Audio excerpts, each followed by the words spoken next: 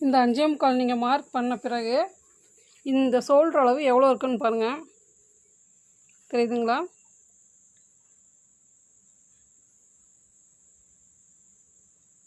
கரெக்டாக 2.25 இருக்குது. 2.25 ஒரு பாயிண்ட் இருக்குது. நீங்கள் அதை அப்படியே அதில் சேர்த்திக்கலாம். பாருங்கள், 2.25 ஒரு பாயிண்ட்டு. இந்த 2.25 ஒரு பாயிண்ட் வைக்கிறதுக்கு முன்னாடி நம்ம தைக்கிறதுக்கு நீங்கள் அதுலேருந்து எக்ஸ்ட்ரா நீங்கள் அளவு போட தேவையில்லை. அந்த 5.25லேருந்து 1/2 இன்ச் முன்னாடி குறிச்சிக்கோங்க. ஏன்னா தைக்கிறதுக்கு வேணும் இல்லையா? அதனால் அந்த 2.25 ஒரு பாயிண்ட்டை அதுக்கப்புறம் குறிச்சிக்கோங்க. நான் குறிச்சிக்கிறேன். அந்த ரெடி அளவு குறித்த பிறகு அதுக்கப்புறம் கழுத்து பீஸ் நம்ம தைக்கிறப்போ ஒரு 1/4 இன்ச் தேவை இல்லையா?